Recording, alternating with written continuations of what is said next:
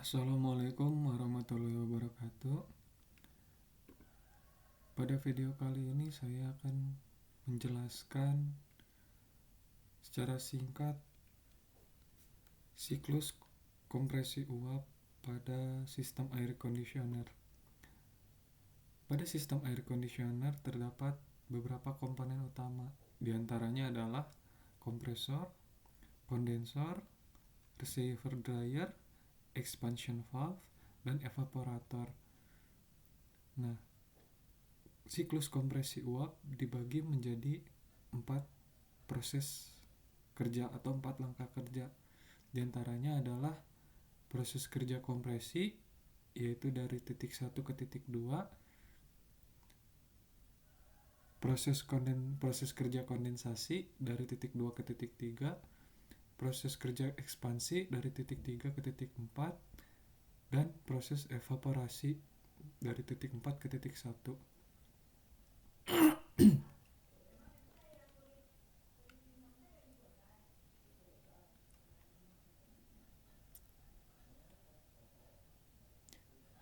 Nah, angka-angka ini adalah menggambarkan karakter refrigeran pada diagram pH. Nah, titik ini nanti akan menggambarkan pergerakan refrigeran pada diagram pH. Apa sih yang terjadi pada proses kerja tersebut? Yang terjadi pada proses kerja kompresi yaitu adalah peningkatan tekanan, temperatur, dan entalpi. Karena tekanan dan temperatur berbanding lurus serta entalpi, di mana ketika tekanan naik atau temperatur naik, entalpi pun pasti naik. Yang selanjutnya adalah proses kondensasi. Proses kondensasi ini adalah pembuangan kalor, di mana refrigeran yang bertemperatur tinggi lebih tinggi temperaturnya daripada lingkungan sekitar, sehingga kalor berpindah dari refrigeran ke udara sekitar. Selanjutnya adalah proses kerja ekspansi, di mana terjadi tekanan dan penurunan temperatur. Namun, pada proses ini terjadi secara isoentalpi atau secara adiabatik, di mana terjadi perubahan sistem namun tidak ada kalor yang masuk ataupun keluar. Yang selanjutnya adalah proses kerja evaporasi. Proses kerja evaporasi ini adalah setelah penurunan temperatur dan tekanan, refrigeran bertemperatur lebih rendah daripada udara yang dialirkan ke evaporator. Dampaknya, udara yang dialirkan panasnya diserap oleh refrigeran, sehingga terjadi kenaikan entalpi atau kenaikan temperatur.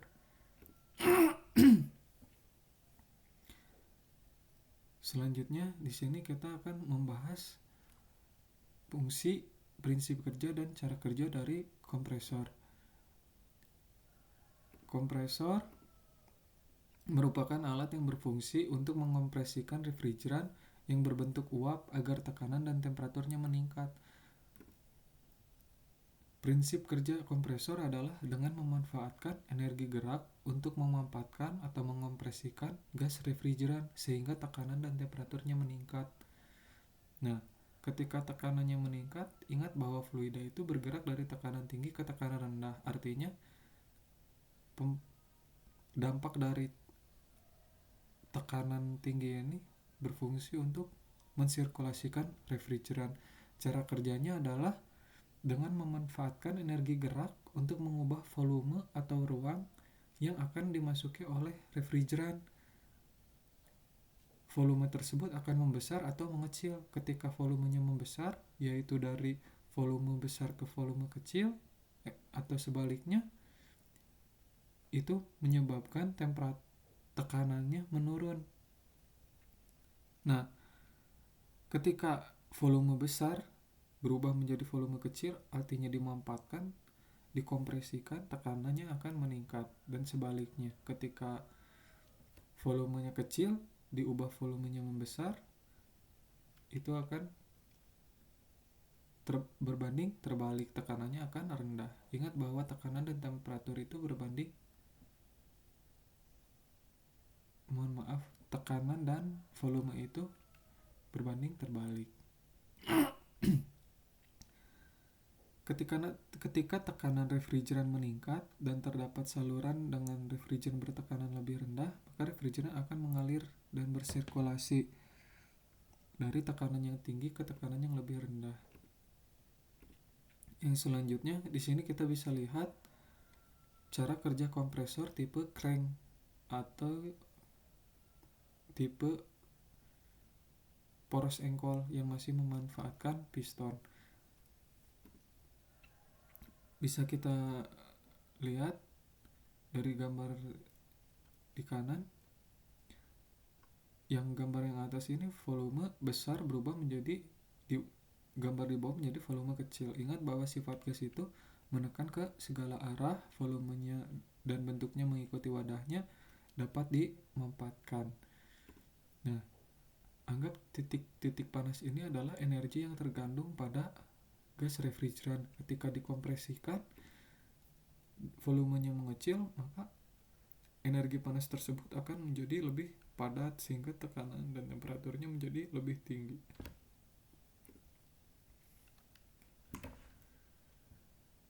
Yang selanjutnya di sini adalah kondensor. Kondensor merupakan alat yang berfungsi untuk mempercepat dan mempermudah perpindahan kalor dari refrigeran ke udara luar dengan konstruksi saluran yang terdapat banyak sirip-sirip atau fin. Nah, seperti gambar ini, pada gambar yang ditunjukkan oleh kursor, itu saluran pada kondensor ini terhubung dengan sirip-sirip yang memperbesar luas. Nah, prinsip kerja dari kondensor adalah memanfaatkan prinsip perpindahan panas dari hukum Newton mengenai pendinginan, di mana kalor mengalir dari tempat yang bertemperatur tinggi ke tempat yang bertemperatur rendah. Artinya ada perbedaan temperatur, yaitu delta T. Dalam perpindahan panas terdapat hukum yang berlaku, diantaranya adalah hukum Fourier, perpindahan panas konduksi, hukum Newton tentang pendinginan, lalu hukum Stefan Boltzmann, perpindahan panas radiasi, di mana dari ketiga hukum tersebut dipengaruhi oleh luas, ketebalan, dan konduktivitas thermal dari bahan tersebut. Nah, ini pada persamaan konduksi hukum Fourier, besarnya perpindahan kalor konduksi yaitu koefisien perpindahan panas konduksi suatu benda dikali luas dikali T akhir dikurangi T awal per panjang atau tebal. Nah, sehingga kalau kita lihat dari konstruksi kondensor ini, fin itu untuk memperbesar, sirip atau fin itu untuk memperbesar A. Artinya ketika A-nya semakin besar, maka Q pun akan semakin besar.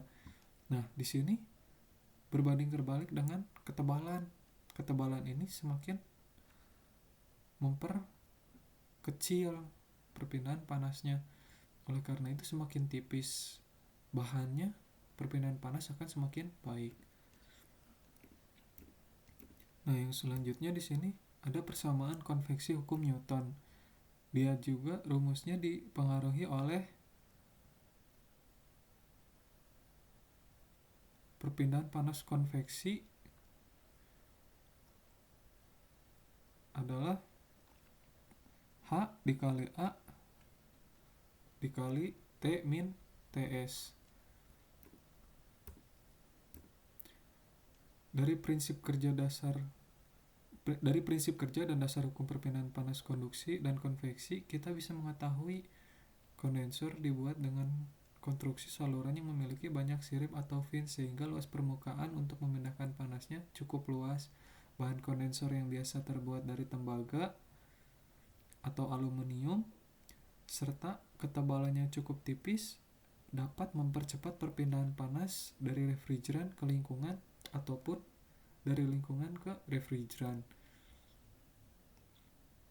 Nah, ini adalah tabel perpindahan koefisien perpindahan panas konveksi. Yang selanjutnya adalah komponen receiver atau filter dryer.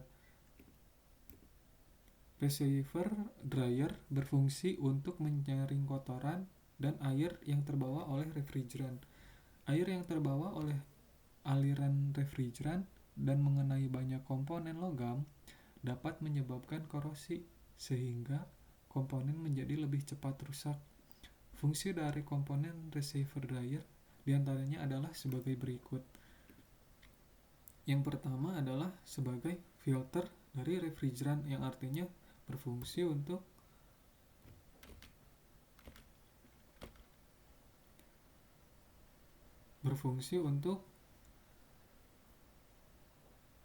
menyaring kotoran yang ada di refrigeran agar tidak terbawa ke komponen-komponen yang bergerak atau moving parts. Ketika ada kotoran dan bergesekan dengan benda bergerak di dalam sistem air conditioner, contohnya pada kompresor, itu dapat mempercepat rusaknya kompresor atau mempercepat terjadinya keausan pada komponen kompresor. Yang selanjutnya adalah desikan. Nah, desikan ini sebagai penyerap uap air atau air yang terbawa oleh refrigeran, yang dapat terbentuknya pembekuan yang dapat menyebabkan penyumbatan dan serta mempercepat terjadinya kerusakan pada komponen, karena air ini bersifat mempercepat terjadinya korosi. Yang selanjutnya adalah sebagai sight glass untuk melihat keadaan atau kondisi dari refrigeran. Yang selanjutnya adalah katup ekspansi.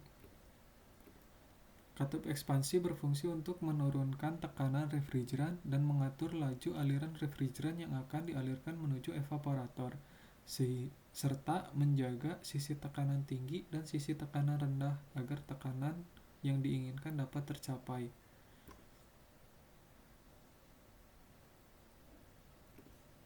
Yang selanjutnya adalah evaporator. Evaporator merupakan alat yang berfungsi sebagai media untuk menyerap panas dari udara yang akan dialirkan ke dalam kabin. Jumlah sirip yang banyak, ketebalan bahan yang tipis, bahan dengan konduktivitas termal tinggi, berfungsi untuk mempercepat dan memperbesar perpindahan panas. Bisa dilihat dari konstruksinya.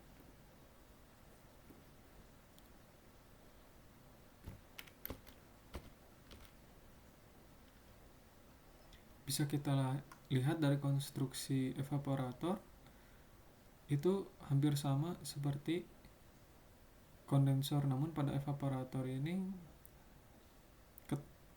ketebalannya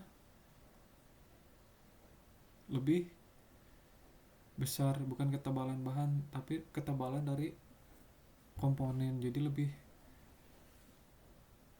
besar luasnya. Namun pada ketebalan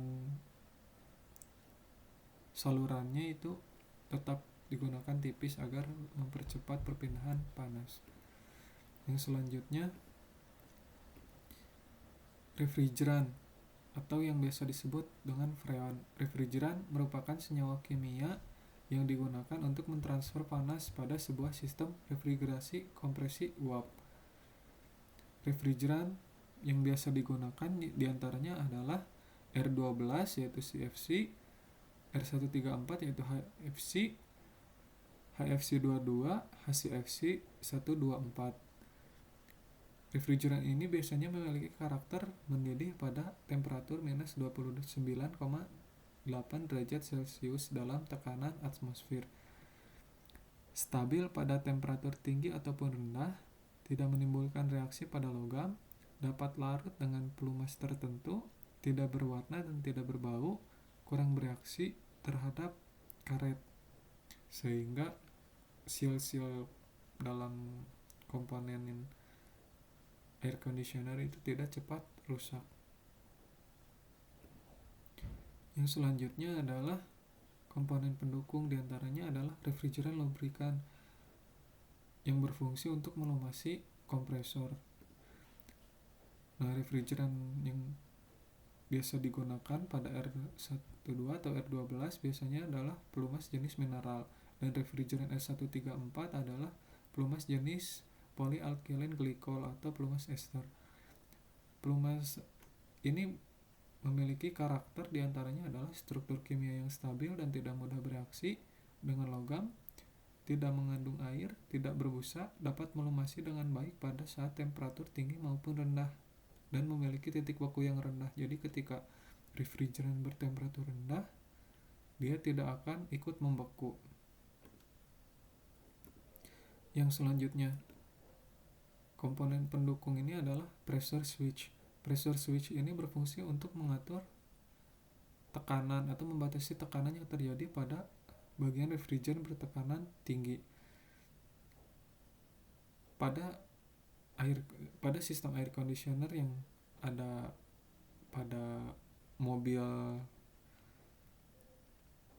menggunakan engine, ketika dalam kecepatan tinggi dengan RPM tinggi, maka tekanan yang dihasilkan pun akan tinggi.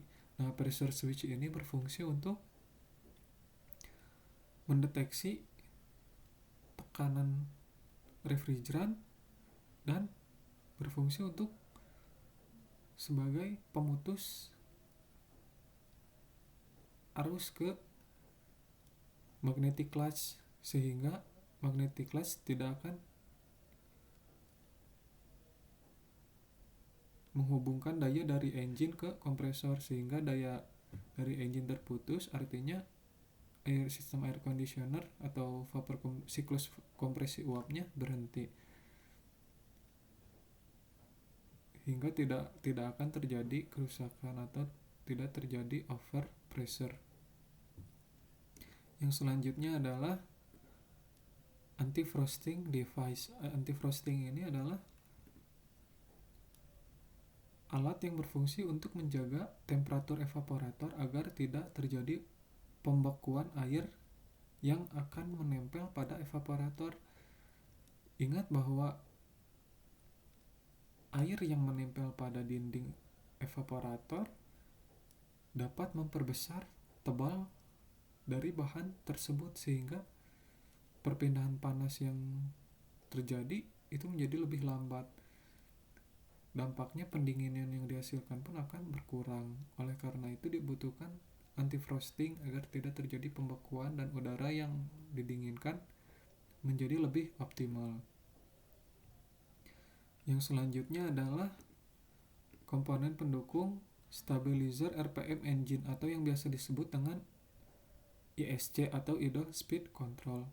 Idle speed control ini berfungsi untuk mempertahankan putaran crankshaft atau putaran engine berada pada RPM minimum agar engine dapat beroperasi, sehingga saat air conditioner beroperasi yang memanfaatkan daya dari engine akan tetap dapat mempertahankan RPM engine pada minimum untuk dapat beroperasi.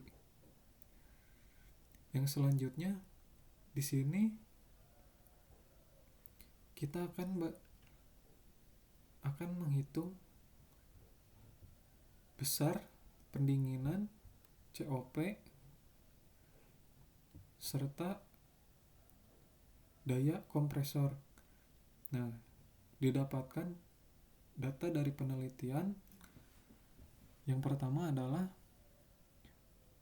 laju aliran refrigeran sebesar 0,08 kg per second pada 2000 rpm. Nah, kita menggunakan diagram pH. Apa sih diagram pH? Diagram pH ini menggambarkan karakteristik refrigeran pada temperatur dan entalpi tertentu, menggambarkan fasenya, menggambarkan entalpinya, menggambarkan temperaturnya, serta menggambarkan tekanannya. Nah, yang pertama yang berwarna biru ini adalah daerah bagian suku liquid atau daerah bagian refrigeran yang berfasa cair jenuh. Ya, ketika nanti ada diagram pH yang telah digambarkan, ketika diagram tersebut memasuki bagian suku liquid, berarti refrigeran tersebut berada dalam fasa cair jenuh. Yang selanjutnya adalah superheated vapor atau yang biasa disebut saturated vapor. Pada daerah ini refrigeran berfasa uap jenuh. Yang selanjutnya adalah daerah yang berada di tengah, yaitu campuran antara uap dan cair. Pada titik 1 ke 2 yaitu adalah proses kompresi. Nah, proses kompresi ini terjadi di mana refrigeran fasanya berbentuk uap jenuh. Yang selanjutnya dari 2 ke 3 proses kondensasi. Dari fasa refrigeran uap jenuh perlahan-lahan mulai terbentuk cair karena panas dibuang ke lingkungan, dan akhir dari proses kondensasi fasanya berubah menjadi cair jenuh. Yang selanjutnya adalah proses ekspansi dari titik 3 ke titik 4. Awal dari titik 3 fasa refrigeran masih berbentuk cair jenuh. Ketika masuk ke 4 itu perlahan-lahan dispraykan dan temperatur serta tekanannya diturunkan. Dampaknya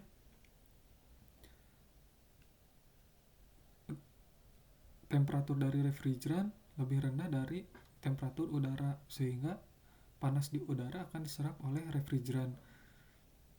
Ketika panas diserap oleh refrigeran dari titik 4 ke titik 1, proses evaporasi, refrigeran perlahan mulai terbentuk fasa campuran antara uap dan cairan, dan perlahan-perlahan bentuknya fasanya menjadi uap jenuh pada awal titik 1. Yang selanjutnya di sini saya telah mengukur tekanan dari refrigeran pada mobil dengan kode engine GE8. Nah, pada tekanan rendah itu didapat sebesar 29 PSI, dan pada tekanan tinggi didapat sebesar 177 PSI. Nah, untuk menghitung proses kerja kompresi atau menghitung daya dari kompresor, kita dapat menggunakan rumus WC sama dengan M dikali H2 min H1, di mana WC adalah besar kerja kompresi atau daya kompresor, H1 adalah entalpi refrigeran sebelum memasuki kompresor yang ditandai oleh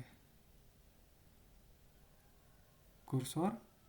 Yang selanjutnya H2 entalpi refrigeran keluar kompresor yang bisa dilihat pada kursor.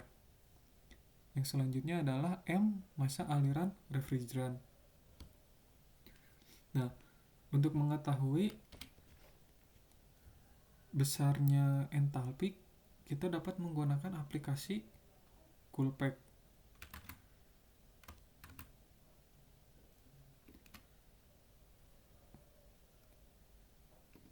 Kita gunakan aplikasi Coolpack untuk menggambar diagram pH.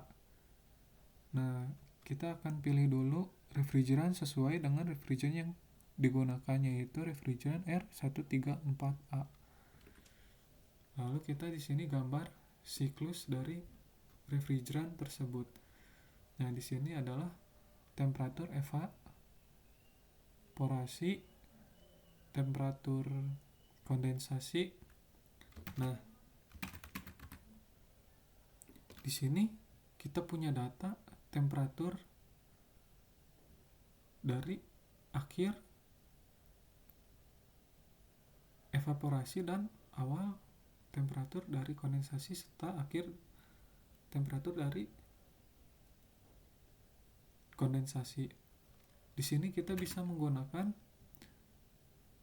temperatur evaporasi diganti menjadi tekanan atau bar. Nah, yang digunakan adalah tekanan 29 PSI dan 177 PSI. 29 PSI pada tekanan evaporator dan 177 PSI pada tekanan kondensor. Kenapa bisa digunakan tekanan tidak menggunakan temperatur?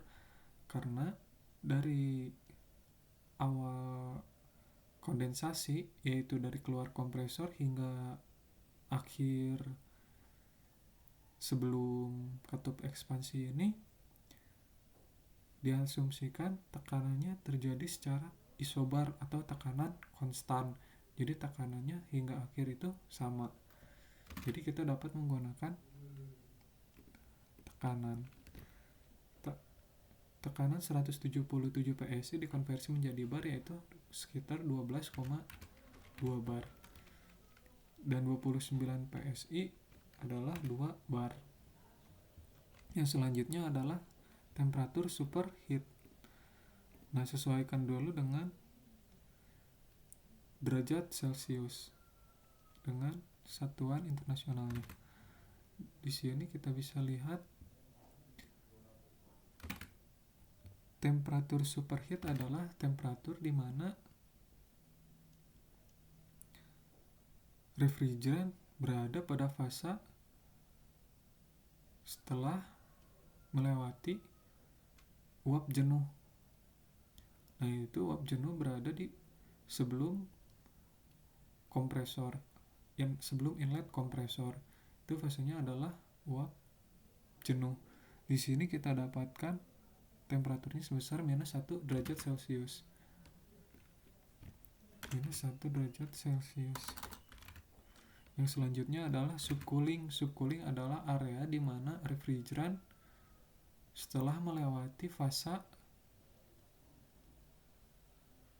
saturated liquid atau cair jenuh. Cair jenuh ini berada di akhir proses kondensasi, yaitu sebelum memasuki katup ekspansi. Karena awal masuk dari kondensor itu fasenya masih berbentuk uap bertekanan tinggi dan bertemperatur tinggi, perlahan terbentuk cairan, campuran cairan dan uap. Pada akhir proses kondensasi terbentuknya fase refrigeran cair. Temperaturnya sebesar 45 derajat. Nah, kita asumsikan bahwa efisiensi kerja kompresor, efisiensi isentropiknya adalah sebesar 80% atau 0,8. Lalu draw cycle. Nah, di sini gambar ini menggambarkan adalah karakteristik dari refrigeran.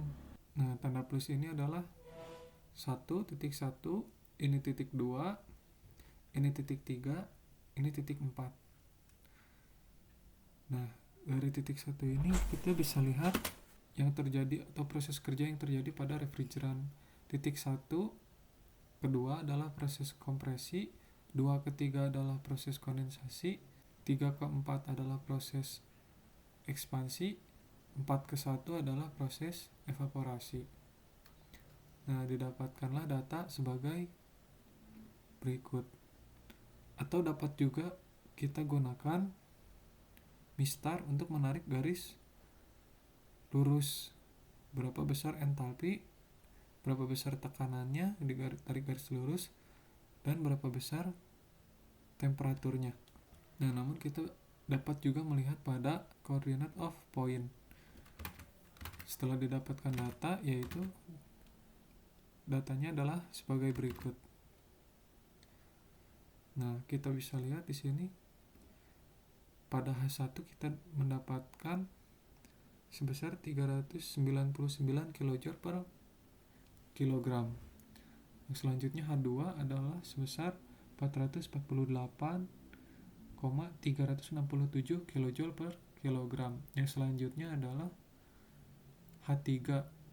H3 ini sebesar 263,712. H3 itu sama dengan H4 karena tadi sudah saya jelaskan bahwa proses 3 ke 4 terjadi secara isoentalpi atau secara adiabatik, dan 1 ke 2 juga terjadi secara adiabatik. Tidak terjadi penambahan kalor atau panas dari sistem, hanya saja terjadi perbedaan tekanan, terjadi perpindahan kalor ke lingkungan atau dari lingkungan ke sistem. Selanjutnya bisa kita dapatkan data sebagai berikut, yaitu besarnya daya kompresi atau besarnya daya kompresor itu sebesar 3,93 kW atau diubah ke horsepower menjadi 5,27. Yang selanjutnya untuk menghitung proses kondensasi atau proses perpindahan panas atau pembuangan panas, besarnya kalori yang dibuang adalah M dikali dalam kurung H2 min H3, di mana H2 adalah entalpi refrigeran keluar kompresor, H3 adalah entalpi refrigeran sebelum masuk katup ekspansi, dan M adalah laju aliran refrigeran. Didapatkanlah Qout sama dengan 50.405 BTU per hour. Yang selanjutnya adalah proses ekspansi. Nah, proses ekspansi ini tidak terjadi perpindahan kalor atau biasa disebut terjadi secara isoentalpi atau adiabatik, namun terjadi penurunan tekanan dan temperatur. Yang selanjutnya adalah proses evaporasi. Besarnya proses evaporasi atau besarnya efek refrigerasi itu dapat dihitung dengan M sama dengan, maksudnya M dikali dalam kurung H1 min H4, di mana besarnya kalor yang diserap atau besarnya efek refrigerasi atau pendinginan adalah laju aliran refrigeran dikali entalpi refrigeran sebelum masuk kompresor dikurangi entalpi refrigeran keluar katup ekspansi. Didapatkanlah Qin sebesar 36.983 BTU per hour. Yang selanjutnya adapun perhitungan COP berdasarkan sumber buku Michael J. Moran. Pada perhitungan COP dari sumber Michael J. Moran, air conditioner jenis vapor compression cycle menggunakan kompresor dengan efisiensi sentropik sebesar 80%, refrigeran berfasa uap jenuh pada temperatur minus 1 derajat dengan tekanan 2 bar memasuki kompresor. Nah, jadi ketika memasuki kompresor, fasanya adalah uap jenuh. Sebelum memasuki kompresor, tekanan keluar kompresor sebesar 70 derajat Celcius dengan tekanan 12 bar, temperaturnya 70 derajat Celcius. Pada proses 2 ke 3 terjadi secara isobarik atau tekanan konstan. Namun pada kondisi 3, refrigeran berbentuk cair jenuh.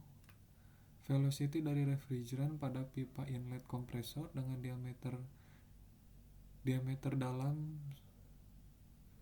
1,1 cm karena dikurangi 2 mili adalah 83,5 meter per second. Nah, diketahuinya adalah seperti berikut. Nah, kita masukkan ke dalam tabel. Berarti banyak data-data yang belum ada. Nah, untuk mencari diameter dalam dapat dikurangi ketebalan kali 2. Nah, COP yang digunakan itu masih sama seperti sebelumnya. Nah, kita punya data adalah sebagai berikut. Nah, untuk mengetahui data sebagai berikut digunakan tabel A11 pada Michael J. Moran. Nah, kita lihat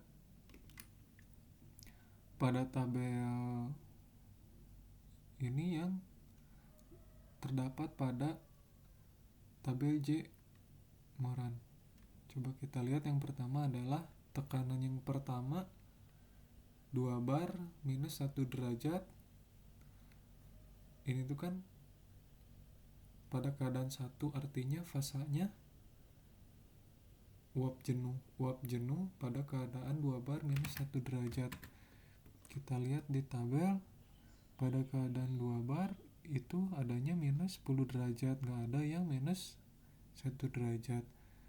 Kita ganti ke data yang lain. Kita beralih ke data 12 bar. 12 bar pada keadaan 3. Keadaan 3 itu berarti adalah cair jenuh. Pada keadaan cair jenuh, kita bisa lihat di tabel pada tekanan 12 bar. Nah, pada tekanan 12 bar, fasanya adalah cair jenuh, temperaturnya adalah 46,32 derajat Celcius, entalpinya 115,76 dan 270,99.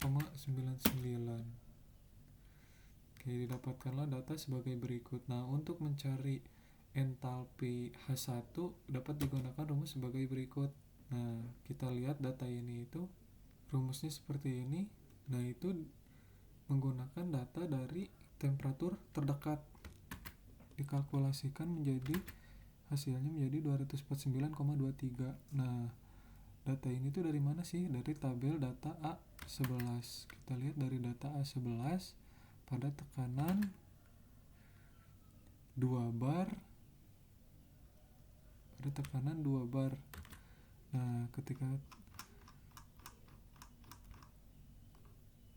pada keadaan 1 tekanannya adalah 2 bar. Nah, pada 2 bar ini kita mencari data di minus 1 derajat. Nah, kita kalkulasi bisa antara 0 dengan minus 10 atau 10 dengan 0, tapi lebih mendekati 0 dengan 10 karena minus 1 berada di tengah-tengah data ini.